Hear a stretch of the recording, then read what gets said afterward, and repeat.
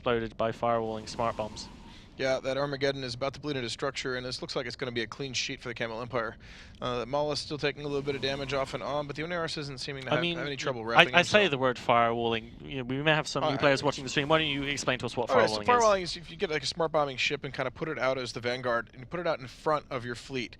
The smart bombs can actually blow up any missiles that are flying by. It was popular to counter Drake fleets, which were kind of the meta a while back, and a tactic you'd put a bunch of maybe Geddons or Abaddons. I don't know. I didn't do the Sovwar stuff, so I didn't know exactly what ships were the ships of choice, but you'd blow up the missiles as they went by, you'd blow up drones as they went by, and it can be effective in a small situation like this where you're countering drones in particular, but also, again, missiles is possible.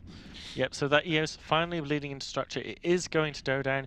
A fantastic and solid win here by the Camel Empire, joining, I believe it's Tuskers in the winners bracket. I think they'll be facing them next. Ooh. So with that, we will send it back to the analysis desk.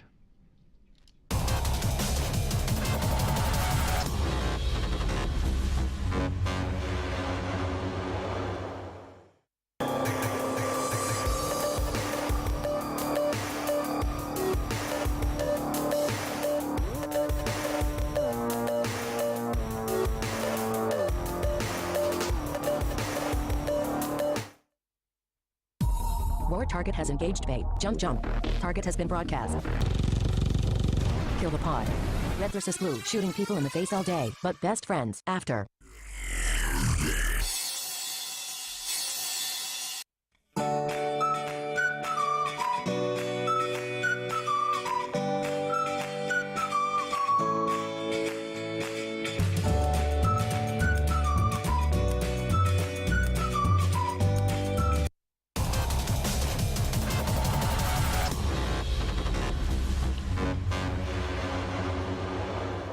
It looks like TNT did what TNT does and went boom. Somebody said that this wasn't a surprise, but I was hoping for more of a less of a Cinderella catching fire and more of a happy ending story. I don't know. Well, I mean, TNT's still in it. This is just the next step in the Cinderella story. This is the point where like the pumpkin has gone away, but she's still going to find the prince eventually. Yes, they went like for the thing is turned back into the small pumpkin. They went for the kill. I'm a great storyteller. They went for the kill too early. They weren't ready. Now they must go back and train and come back twice as strong next weekend. Yeah, I like it. Yeah, it's obviously, if you've ever watched any sports movie, this is exactly how it goes. They come up against the evil Camel Empire, and now they're going to somehow defeat Try or Outbreak. Yeah, that was.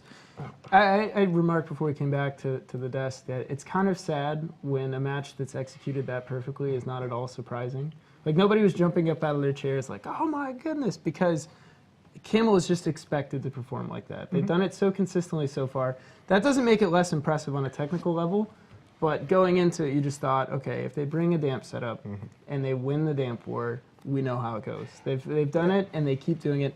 And TNT, unfortunately, it's one of those matches that they started at a huge disadvantage with all that Evor hitting them, and they didn't have, I don't think, the best response for it with that comp. Yeah. So many damps that they needed an arc. Get it? I don't think there's anything else we need to say about this match. It was pretty. If you want to counter that type of team, don't ban the Sleipnir. Yes. Ban the Mollis. Yes. Agreed. That's what Elise keeps saying. It's a damp team with some other stuff thrown in, and yet again, they sold that. Yeah. That's very interesting, because that brings me into the bans for the next match. Of course. All right, so PL is up next. Let me predict. It's going to be all damp bans from PL. If there's one, this is about as reliable as like anything in this tournament so far. Like every one of their bans. The next match is the second to last match of this weekend, and it's Road Capel versus Pandemic Legion. So now that I've hyped it a little bit. Yeah, this is going to be a really awesome match. The last time these two teams met, Rote won. Wait, no, this is the second last time they met. Yeah, in the last tournament, 10. So PL won the last one, Rote Capel won the one before that. And so like these guys have traded back and forth. Yeah. It should be very interesting. Rote are a good team.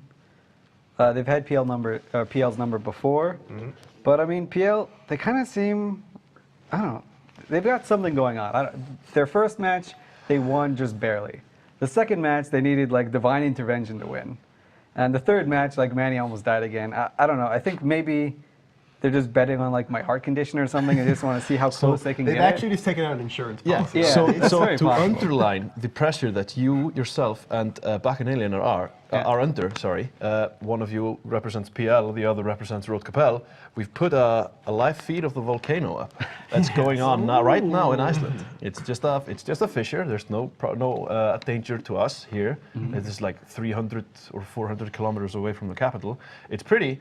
And I think it demonstrates the heat that is in the Hyperion right now. Yeah, that's why see, right now, that's me. That's my heart. So Mila is the company that put up the webcam that's looking over this right now. This eruption is in the middle of the highlands, or like in the wilderness of Iceland, so I would not recommend for anyone to even consider going up there. Because not only would you die when you get there, but the travel will actually be miserable. I mean, it's raining out, and it's windy, and you're gonna have to walk through a bunch of glaciers, and then you'll just melt. I think if we really wanted to sell how dramatic this match was, we should have found a way to send a few of us out there with a desk and commentate from in front of that volcano. Maybe Elise and Bach, so when it all went however it's going We to just go. push the loser in. I can Right, just throw right, myself into the flames to end this I up, like right? the way you think. I'm just, it's a little more dramatic, and So I've kept you long enough waiting for the bans. Road Capel have banned the Gila and the Etana. Okay. Interesting. That's All actually right. a very smart ban, I think. Against PL, yes. Yeah. Pandemic Legion, however, banned the Maulus and the Scimitar. Okay. So the Etana, for those that don't recognize it, is a pretty good tournament prize ship that got Yes. handed out for what, tournament 10? That was 10, yes. So Alliance Tournament 10, first place prize was a special, like kind of faction Tech 2 version of the Basilisk. It can actually cloak. It's super awesome. But in the tournament, you don't care about the cloak. You do care about the extra mid slot. You care about just a huge amount of cap, the extra hit points. It's an awesome Yeah, it tournament reps ship. more than a Bass. He has like 50% more cap, 50% more HP. It's super sexy. And And you we can't field it. yeah, we can't feel it, which is a bummer. But at What least they're just hoping, they haven't banned the Malices. Yeah. And the last time PL brought Malices against them, it went actually really well for Road. So maybe they're trying to bait PL into Malices. it could be. I mean, I'm just grateful that we're not losing an Etana today. So I think that ban might have been a poke at your riches, and therefore you go, oh wait, we got all these other fancy ship that we could lose. yeah, there's no Moracha ban in there, so I mean, we could do that one. That's right. That's the prize ship Maybe from last year. Yeah, maybe Road aren't like afraid of the Moracha for some reason. They should be. They should be very afraid. But That's the secret weapon. Bach Yeah. shaking his head in the corner. So I don't know. There's a lot of things to expect from both these teams. Both of these teams are veterans, to say the least. Yep, both of these teams haven't given away. I mean, other than the fact that Road knows that PL has setups with the Etana, which is probably a pretty good thing to guess, even if you don't have other intel. This doesn't give away a whole lot. The Maulus ban is something that I think PL has banned in every match so far. yeah, in Alliance Tournament 10, PL banned Dominic's Maulus until the finals. So every single time they banned a Maulus because we hate Demps. And we just recognize how strong the Maulus platform is. Like you saw in the last match, those Mauluses just completely wrecked face. So no Mauluses here. PL's banning the Scimitar, which they did against Gorgon last time. I don't know, I guess. Maybe that was like a counter ban against the Etana. It's like, oh, fine, we can't bring our super expensive one. We're going to ban out the cheap one as well. Yeah. We were like, okay, plebs, no Scimitar for you. You really should have banned out the site. Yeah. Yeah. So, I mean, PL has fielded different teams, different archetypes every time they've played. I don't remember what Road are doing because my blood pressure is so high, like my memory is gone. So Road started out with lots of Cap War. They've also run, I think they've run some Mimitar core teams, like the Sleipnir kind of stuff, right? this year? Yes, how they are remembering According to my very pretty and extensive notes, they've run Geddon and EOS Comp twice, and then they have also fielded a Rattlesnake. Oh, okay. So I'm putting my 5 ISK down on there being a Rattlesnake on at least one, if not both sides. So predictions. I think PL's going to win, but I have no idea what the setups are going to be. Like, sometimes I can do some cutesy stuff and say, oh, so it's going to bring a Celestis, and be right half the time. But no, I have no idea what either team's going to field. I am actually scared. Well, don't stop believing, hold on to that feeling. Yeah. Fuzzy. This could go either way. I think it's going to be kind of close, but I'm going to go with PL. They're the kind of more tried and tested performer in this tournament and in previous ones. Yeah, Elise is closer to me right now than Bacchanalian, and Bach's arms aren't long enough to hit me from there, so I'm going to go with Pandemic Legion. I am afraid I'm going with PL2. I just expect too many explosions from their ships to sort of ignore them. I mean, Road Capel are fabulous pilots, and great players in the tournament. But I think Pandemic has this, and let's see what happens.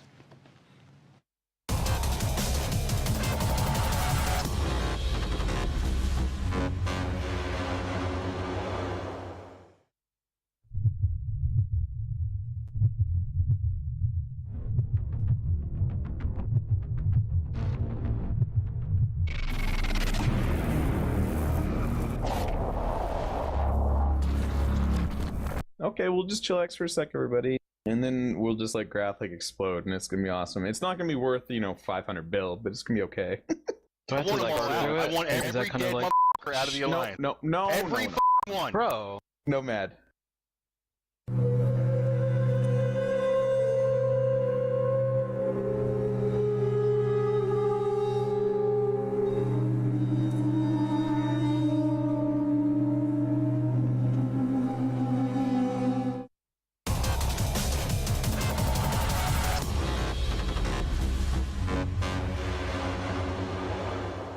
Welcome back to the casting booth with Apoth and back, and also Elise's Aneurysm, as PL have brought an 8-man, 0 Logi team consisting of a Golem, Eos, Double Ishtar, Vexor Navy Issue, and Triple Vexor. Rote responding with their signature Double Geddon, followed by Triple Eos, Vigil, Double Malediction, Double Punisher, Double Navitas. Back, how are you feeling? I'm a little scared. I'm looking at a lot, and I mean a lot, of Pandemic Legion DPS. And Rote's logistics situation is a double Navitas, which is really not going to do much with that. Really, what Rote's going to have to do is blast through some of these big DPS ships early, I think, or figure out how to clear drones, because 3 Vexors, a Vexor Navy, 2 Ishtars, and an Eos is an awful lot of drones, and an awful lot of really ouchy drones.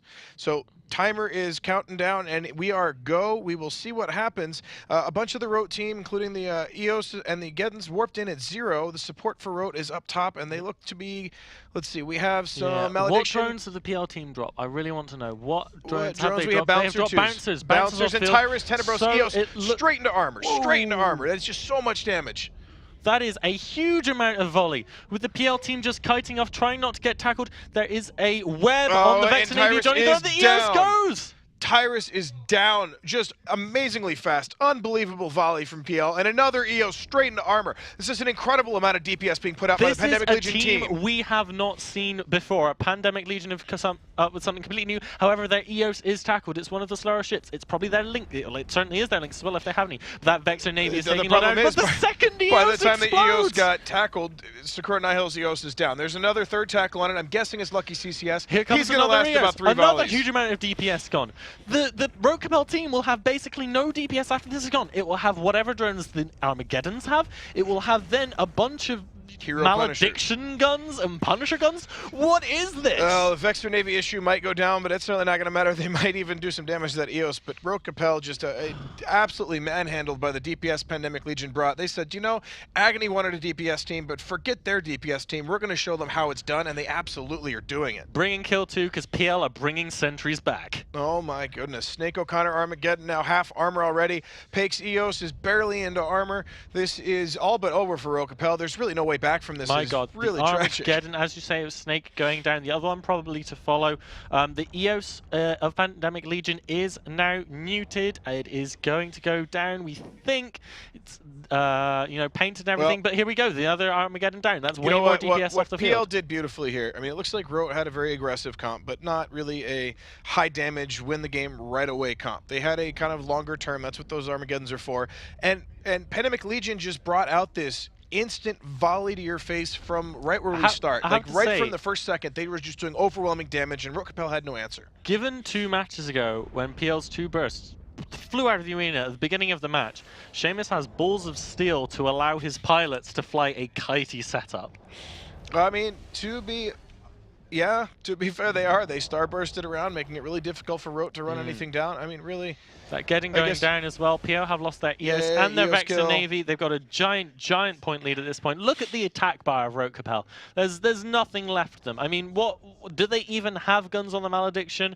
Punishers, possibly. Navitas to wrap them up. But, I mean, now we're at a point where the Bouncers will have a lot of trouble tracking these smaller frigates. The Vexors even don't have any tracking bonuses to their weapons. However, Vexors do have 75 bandwidth, 125 bay. They can very easily drop to lighter drones. Ishtars can do the same. I'm sure the Golem paint will help a lot in them catching up and applying that DPS. Looks like the Malediction of 5th Dimension is about to go down next. It does. You know, I don't even see missile effect or anything, any turret effect, anything coming off of these Maledictions. I think they're purely tackle fit.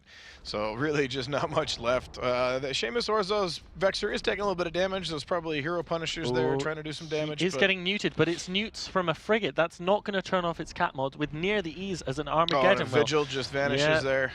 Wow, this is an amazing showing by PL. A brand new team idea that we really haven't seen this tournament executed perfectly against really what is I really think is a very scary team. Taking that Shadow Cartel influence of the Logi Frigs combined with a ton of DPS with that Rote Capel spin of a giant amount of ultimately, nukes. I think Rote Capel brought a mid-range setup. They brought a setup that if it makes it to 5 minutes, it's a really, really nasty setup to contend with. But Pandemic Legion said, forget that. We're going to win in the first minute. And they did. I mean, 45 seconds in and Rote had lost pretty much everything. It was unbelievable amount of damage from PL. What was that volley from the Bouncers? It was volleyed an EOS to half armor. About 1/3. I mean, really, it was about 3 volleys to kill an EOS from there. And those EOSs, I would venture a guess, are not under-tanked. You know, they're not gank-fit EOS. So that was a respectable amount of damage there. We'll see if my friend Ruri Hoshino and my other friend Tenor Hitoshi decide to do the honorable thing and die here. They looks like they've split off from each other pretty far. So, ouch.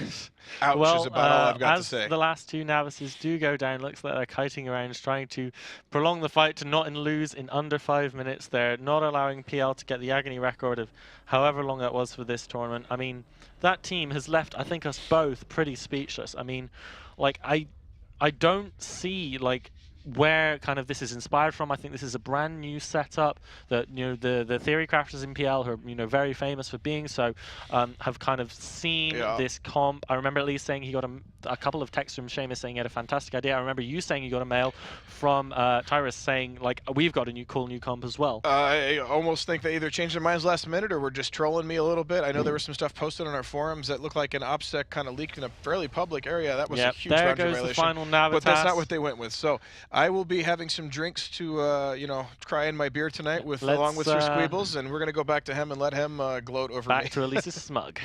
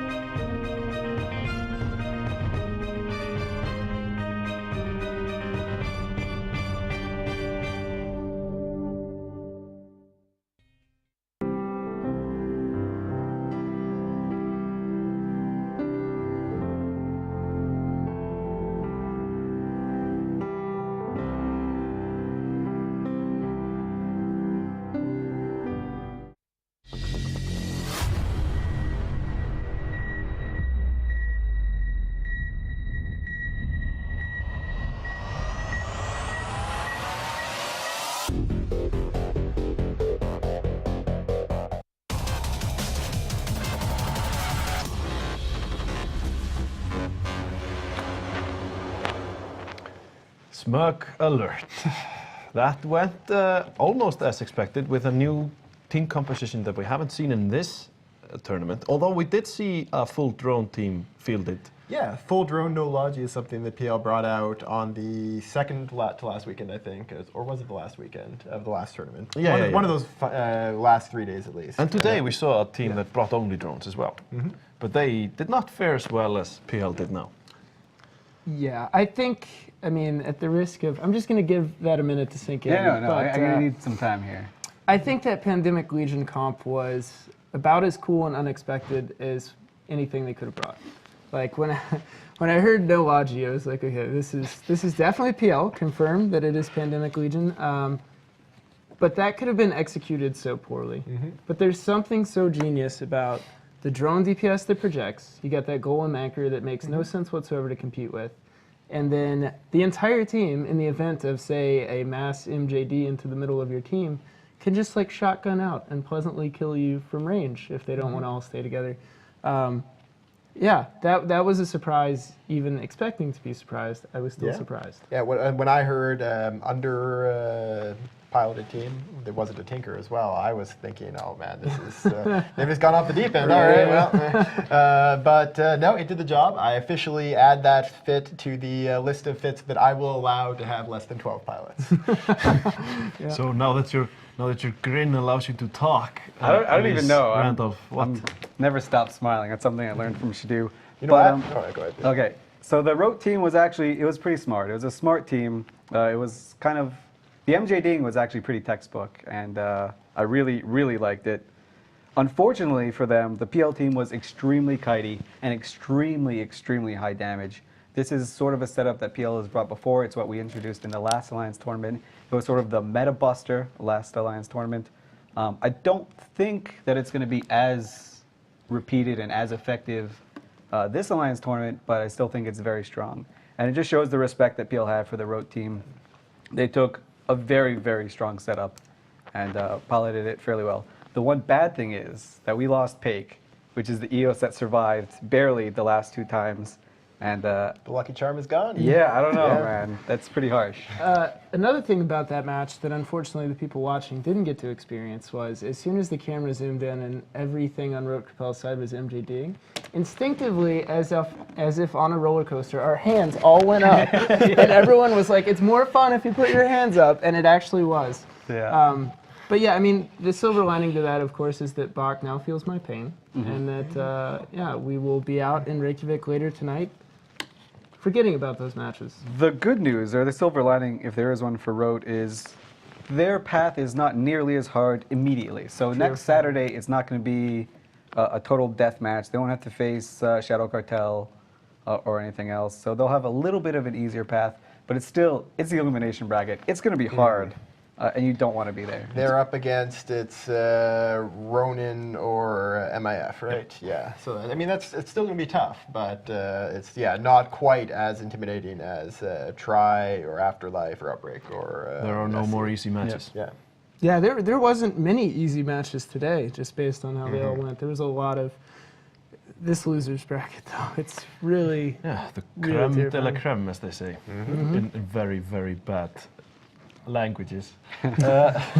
So the last match of the weekend is up, where we have Nully against Hydra. And we end as we began today with a Nully match. And I think this is going to be another great match. Anytime we get to see Hydra on the field is always a very anticipated match, I think. And Nully's also been super impressive, so it's going to be great to see. These teams, though, because they started today, have been waiting for 7.5 hours to fight again. right. Yeah. That has to be nerve-wracking. I can only imagine the amount of pressure they're under. And even if not nerve-wracking, it can be distracting. Because unlike a team that wins early and walks away and has lunch and comes back and watches the match as the day closes out, they've probably been watching every single match. And over the course of 7 hours, some crazy ideas might start to sound good as you see the matches develop. I mean, there's something potentially toxic about being locked in front of a screen that long because you know you have something coming. I think they're smarter than to fall for that, but it's just something to consider. Most people have that mental break, and the whole pilot exhaustion thing sounds sort of like a joke. It's definitely there. I mean, this is a lot of EVE to watch and still be that nervous. Yeah. So, Nully have banned the Gila and the Ishtar, while Hydra banned the Tango and the Loki. Okay. All right. So, no Tinkers, but a Golem is free. So is a Rattlesnake. Tengu Loki's the same bans Hydra used against CVA. Yes. So, yeah, it'll be interesting to see where that goes. Yeah, I would predict by those bans, like if I was in Nully's shoes, I'd be like, okay, Hydra just are going to run what they ran against CVA and then sort of go from there. But it is really hard. Like, we had 7 hours between the matches, but you can't really come up with a team. You can't really reliably buy the fits, get everything set up. So hopefully Nully had something in their back pocket that they could have brought out for this match. Otherwise, it's going to be brutal. Yeah, this is... Nully are banning something different from their first match, so it's. I'm going to assume they're bringing something else. But My prediction is still going to be Hydra. They show such, like, I don't know, they're so competent at flying in this tournament. They're so bad at being bad that it's just legendary. Yeah, I think after a couple of years of doing this whole circling predictions thing, I just instinctively circle Hydra, the word Hydra, whenever I see it in the rest of the world. And yeah, it's I think that's who I've circled here again. I think it's really hard to bet against them in this. Not only have the chance to surprise us with something good, though. They have that reputation from the past. Yeah, they could bring some broadswords or onyxes or something like that. Or they could go the other way and go Vargers. Yeah, they could do that. They could bring Vargers, which aren't banned, oddly enough. For this one. But yeah, I think I'm going to go with Hydra on this one. I think the only way Hydra lose here is if PL lost the last match, because then Hydra may have been tempted to crash into the loser's bracket and knock PL out. That is probably a maneuver that they would feel comfortable doing. Are you telling me that teams are trying to game my system? No, not at all, not at all. I'm just saying that they would be like, they would have enough hubris to go ahead and do that. Yeah, the thing is, like, that wouldn't even really be gaming the system. That's just always an suboptimal choice. Objectively, that would be the worst decision they could make, but it's something that they might want to But Garmin consider. would just scream really loud, and then they do it anyways. Yeah. The screaming is the best part of it. Though. Oh, yeah. That's the hallmark of any good FC is to scream your lungs out. I really hope that's the ad we see in the break. Although all the ads are really good. Yeah. All of them are they are hard to beat. The player ads this year have been fantastic. Yes, they have, and creepy, like, thoroughly creepy. But this is the last day of the match, like I said. We'll be back then with day 7. Day 7. Ah, we're doing this for We a have long a lot time. of days. We have a lot so of many days. Day 7 of the Alliance tournament will be on Saturday. It starts at. We go back to starting 3 o'clock. Yeah, 1500 UTC. Eve time. Yep. Yeah, Eve time. 1500 Eve time. That's good. Everybody knows that. And If then you don't, you're probably watching the wrong stream. probably. But we're in for some exciting matches there, and I can, with confidence, say that the Hyperion will need to load up on fuel because. Yeah, there's going to be a spectacular set of matches. Everything at this point is getting, and at that point, people are getting within they're within reach of the prize chips. Because the prize chips are now much further down than they were before. You don't have to get to first or second. So these people are going to be tasting the delicious chameleons. Yeah, that's something everybody wants to taste. Some delicious chameleons. Actually, I bet they taste like chicken. Chameleons? Reputably, everything tastes like chicken. Yeah, statistically, I think that's the safe bet is chicken, yeah. So, Hydra's possible loadouts for this match. Would it be safe to call it, I don't know, hubris if they bring the same stuff again? There's been a lot of excitement. My circuits have overloaded. I actually forgot what they brought in the beginning of today. Do you guys remember what they brought at the beginning of today? Hydra today brought 2 EOS, 2 Ishtar, and a Celestis. Okay. Yeah. So it's actually really similar to the that team. Camel fielded under bans, which is interesting. I'm told that the match is almost ready, so we've gone through my prediction, and you've circled Hydra instinctively. Yep. I went with Hydra as well, and I don't think it would be hubris if they bring the same setup. That's sort of their style. We'll bring the same thing over and over again, and we'll just beat you with it. Yep. They rely on having them being extremely heavily practiced. They know the ins and outs of the setup. I've seen them take setups that other teams have invented and just practice enough to get better at it than the teams that invented it.